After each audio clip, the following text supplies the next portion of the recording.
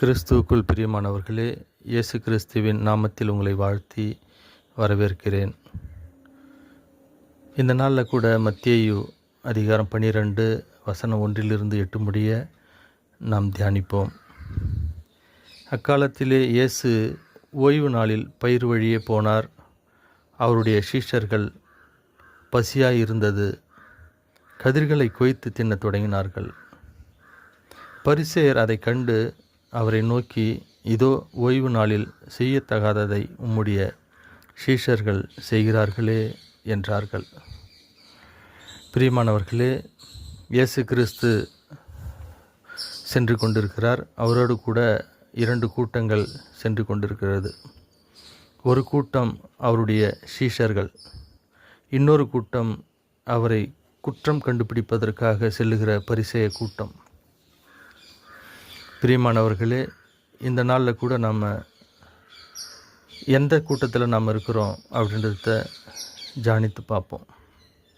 மற்றவர்களை குறை சொல்லுகிற நாம், மற்றவருடைய தவறுகளை சுட்டி காட்டுகிற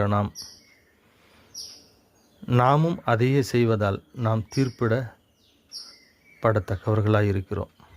எனவே பிரியமானவர்களே, இயேசு கிறிஸ்துனுடைய சீடர்கள் அவரிடமிருந்து சத்தியத்தை கற்றுக்கொள்ள, அவருடைய பாவத்திலிருந்து விடுதலை அடைய, அவர்கள் தன்னுடைய ஆத்துமாவை சுத்திகரித்து கொள்ள அவர் பின்னாக சென்று கொண்டிருக்கிறார்கள். ஆனால் பரிசேயர்களோ அவருடைய குற்றங்குறைகளை எல்லாம் கண்டுபிடித்து அதை கேள்வி மேலே கேள்வி கேட்பதற்காக சுற்றித் திரிகிறார்கள். இந்த கூட்டத்தில் நாம் யாராக இருக்கிறோன்றத தியானித்து பார்ப்போம். எனவே பிரியமானவர்களே, இதில் கூட தேவன் சில உதாரணத்துவங்களையும் அவர்களுக்கு சுட்டி காண்பிக்கிறார். தாவீது அவருடைய நண்பர்களோடு செல்லும்போது கோவிலில் இருக்கிற அந்த புனிதமான அப்பத்தை அந்த ஆசாரியர் மட்டும் உண்ணக்கூடிய அந்த அப்பத்தை பசியாக இருந்த காரணத்தால் அவரும் அவருடைய சீடர்களும் உண்டார்களே என்று உதாரணத்துக்கு காண்பிக்கிறார்.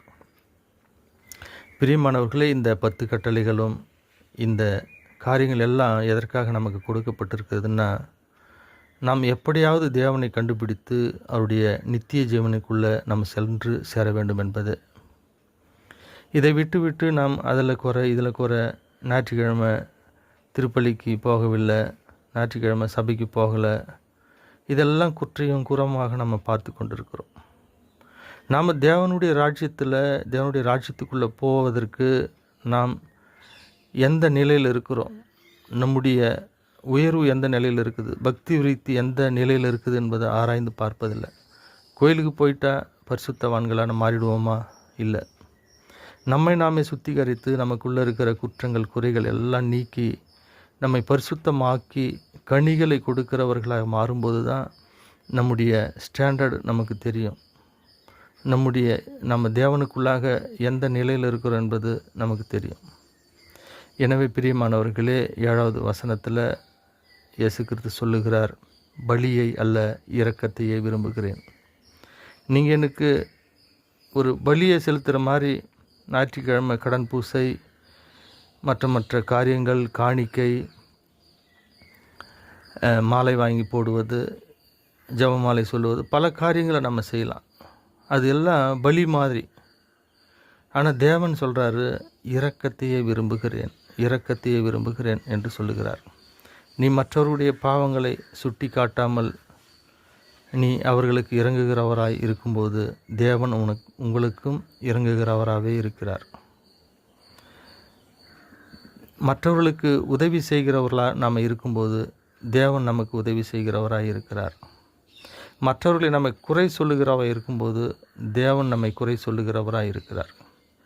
நாம் எதை விதைக்கிறோமோ அதையே அறுத்து கொண்டிருக்கிறோம். எனவே பிரியமானவர்களே, பலியை அல்ல இரக்கத்தையே விரும்புகிற தேவனுக்கு முன்பாக நாம் இரக்கத்தையே காண்பிக்க நம் இருதயத்தில் உறுதி கொள்வோம். தேவனுக்காக கனிகளை கொடுக்கிற பிள்ளைகளாக மாறுவோம். நம்முடைய வாழ்க்கையில் எவ்வளவு நாம் உலகத்திற்கு முக்கியத்துவம் கொடுத்திருக்கிறோம், எவ்வளவு தேவனுக்கு முக்கியத்துவம் கொடுத்திருக்கிறோம் என்பதை ஆராய்ந்து அறிந்து இந்த நாளில் கூட பரிசுத்தமான வாழ்க்கை வாழ நம்மை நாமே ஒப்பு கொடுப்போம். ஜெபம். எங்கள் அன்பும் இரக்கமும் மனதுருக்கமும் கொண்ட எங்கள் அன்பு தகப்பனே, பலியை அல்ல இரக்கத்தையே விரும்புகிற தேவனே, நாங்கள் இரக்கத்தை மற்றவரிடம் செலுத்தி உம்மிடத்திலிருந்து இரக்கத்தை நாங்கள் பெற்றுக்கொள்ள எங்களுக்கு கிருபை தாரும் அப்பா. இந்த வசனங்களை புரிந்து கொள்ள எங்களுக்கு பலன் தாரும். இதை கேட்பதோடு மட்டுமல்ல, இதை எங்களுடைய வாழ்நாளிலும் நாங்கள் கடைபிடிக்க எங்களுக்கு கிருபை செய்யுங்கப்பா. எங்கள் உற்றார் உறவினர்கள், பெற்றோர்கள், சகோதரர்கள், சகோதரிகள், எங்களுடைய பிள்ளைகள், எங்களுடைய பேரப்பிள்ளைகள் ஒவ்வொருவரும் ஆசீர்வதிக்கப்படவும் தேவனுடைய ராஜ்யத்தை சுதந்திரித்து கொள்ள தேவையான வார்த்தைகளை பெற்று அவர்கள் வல்லமையான ஒரு வாழ்க்கை வாழ கிருபை செய்யுங்கப்பா.